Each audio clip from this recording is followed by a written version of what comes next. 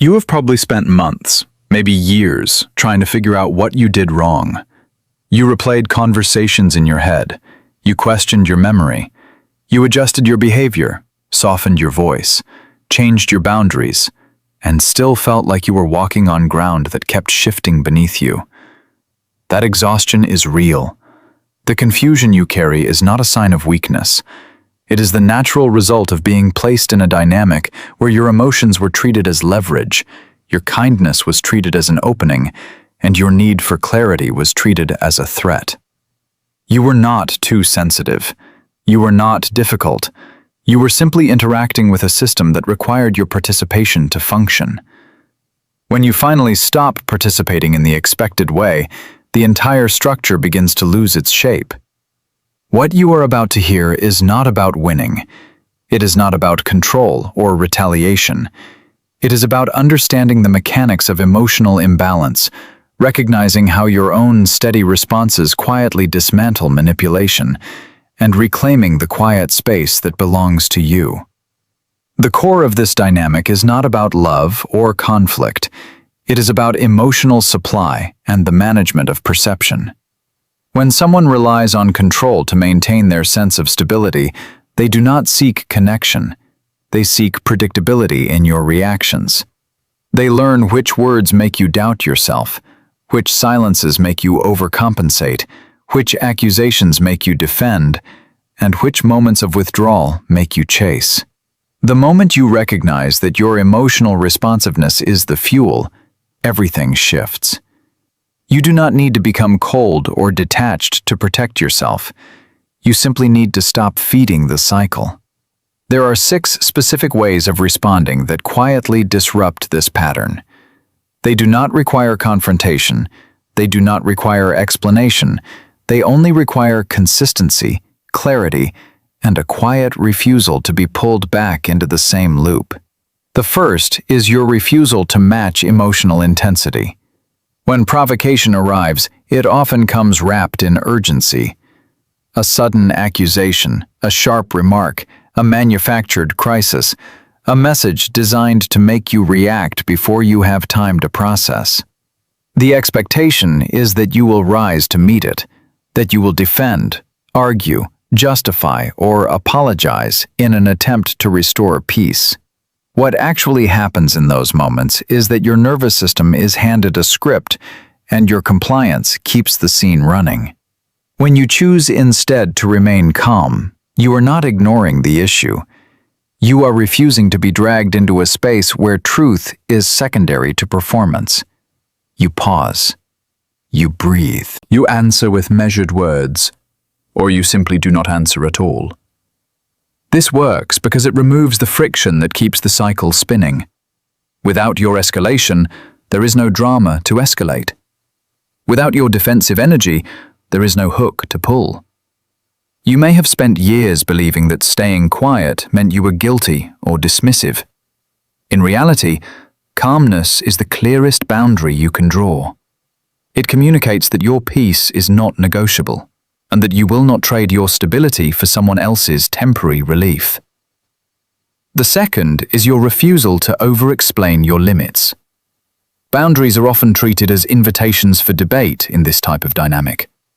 You state a simple limit, and it is immediately met with questions, guilt, reinterpretation, or requests for justification. The underlying assumption is that your needs require permission. When you choose to stop providing lengthy explanations, you step out of that assumption. You say what you need to say, clearly and once. You do not add paragraphs of reasoning. You do not soften your words to make them more palatable.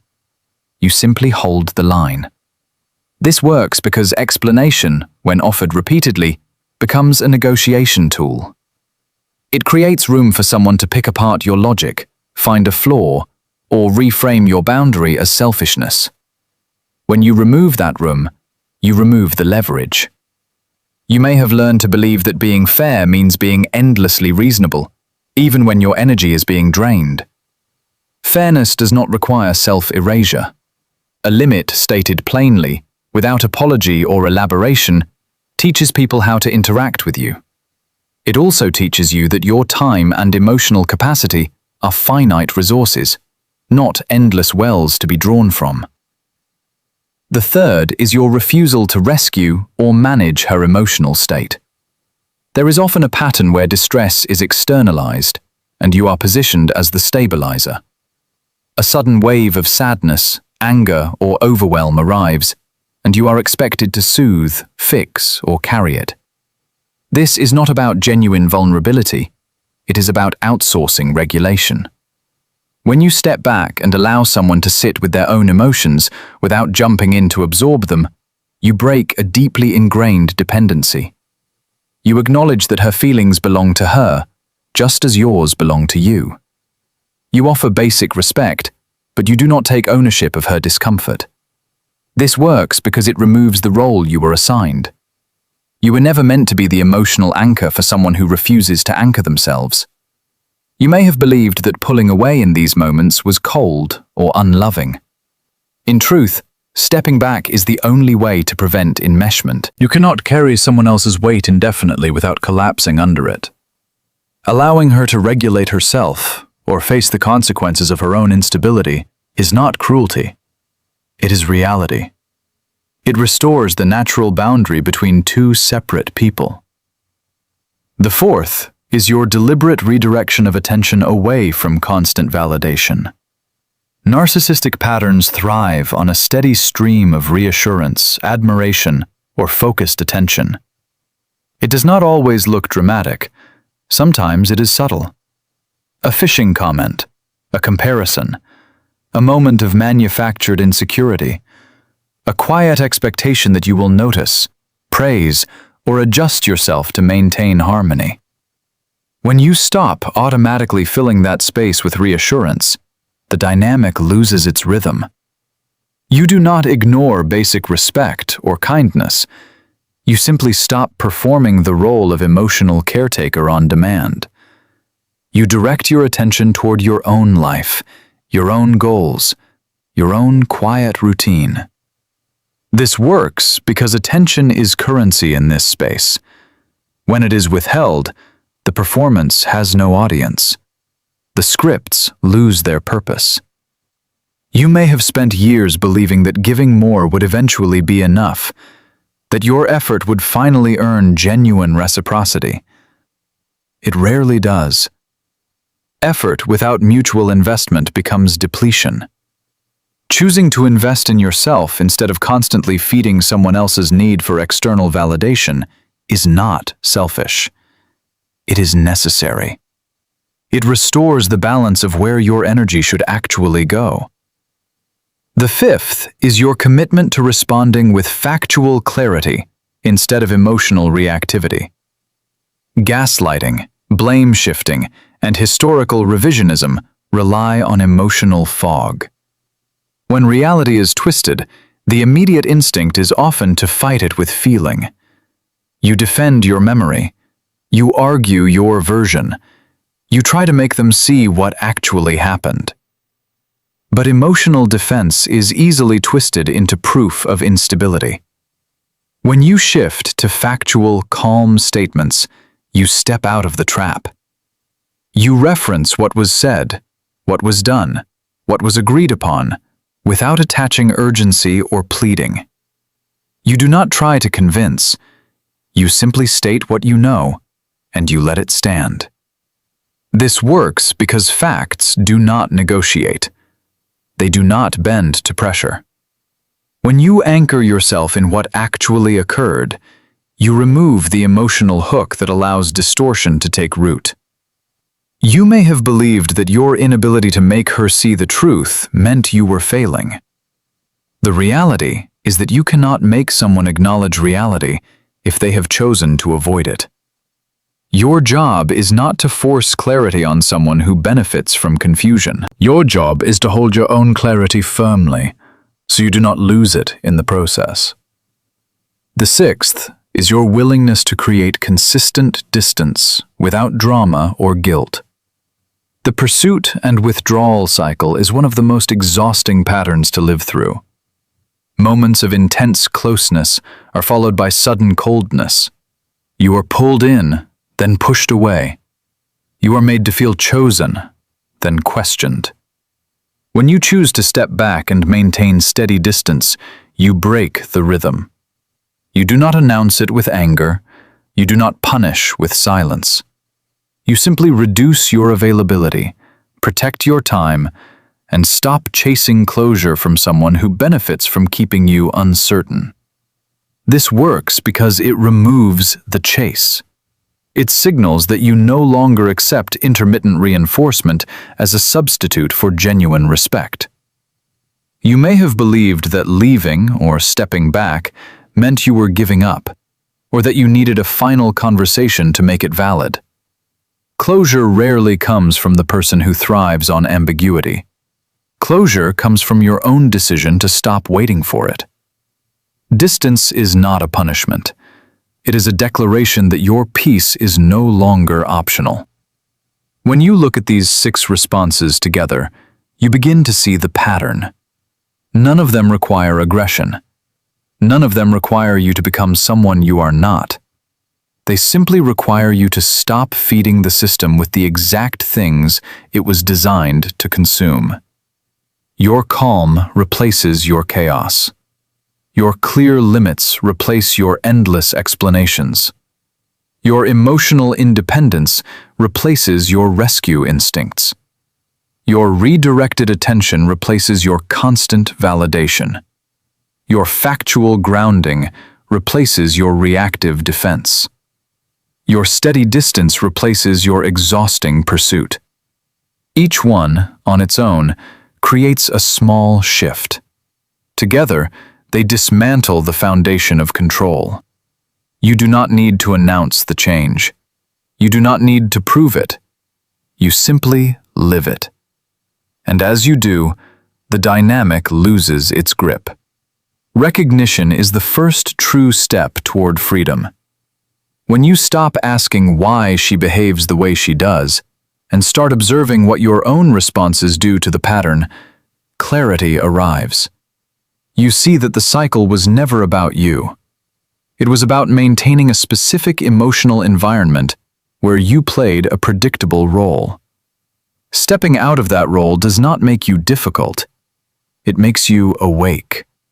You begin to notice the subtle triggers, the manufactured urgency, the quiet expectations, the shifting goalposts. You see them for what they are. You no longer internalize them as proof of your shortcomings. You treat them as signals that tell you when to pause, when to hold your ground, when to step back, when to redirect your energy. Awareness does not arrive all at once. It accumulates. It grows each time you choose your peace over someone else's need for control. It strengthens each time you realize that your silence, your calm, your boundaries are not weaknesses. They are your protection. Empowerment in this space is quiet. It does not look like victory. It looks like routine. It looks like checking in with yourself before you respond. It looks like choosing not to engage when you know engagement will only drain you. It looks like stating a limit once and letting it stand. It looks like allowing discomfort to exist without rushing to fix it. It looks like accepting that some people will never meet you at your level of honesty, and deciding that you will lower your standards for yourself just to keep them comfortable. Self-respect is not a declaration. It is a practice. It is built in the small moments when you choose not to betray yourself for temporary relief. It is reinforced every time you remember that your emotional energy is finite and that you get to decide where it goes. You do not owe anyone your confusion. You do not owe anyone your exhaustion. You owe yourself your clarity. Healing begins when the noise fades. When you stop measuring your worth by how well you can navigate someone else's instability, your nervous system finally gets the chance to settle. You will notice the difference. the tightness in your chest loosens. The constant scanning for danger slows down. The need to predict and prepare diminishes. You start to trust your own memory again. You start to trust your own instincts. You realize that peace is not something you have to earn through endless effort. It is something you protect through consistent choices. Moving forward does not require you to forget what happened. It requires you to stop letting it dictate how you live now. You carry the lessons, not the weight. You acknowledge the pain without letting it become your identity. You understand that you were not broken by the experience. You were stretched beyond your natural limits, and now you are returning to yourself. There will be days when the old patterns try to pull you back. A familiar message, a sudden wave of doubt, a moment of loneliness that makes you wonder if you were too harsh, too distant, too firm. In those moments, remember what you have already learned. Remember that calm is not cold. Remember that boundaries are not barriers. Remember that stepping back is not abandonment. Remember that your peace is not a luxury. It is your baseline. You do not need permission to protect it. You do not need validation to maintain it.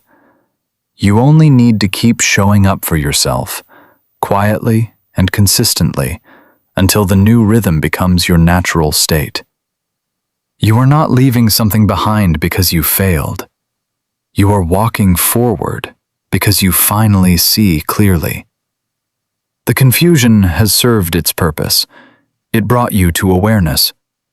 Now, awareness brings you to peace. You have done the hard part. You stayed present long enough to see the truth. Now, you get to live it.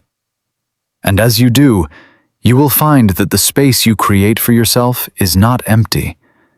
It is full of your own voice, your own steadiness, your own quiet strength.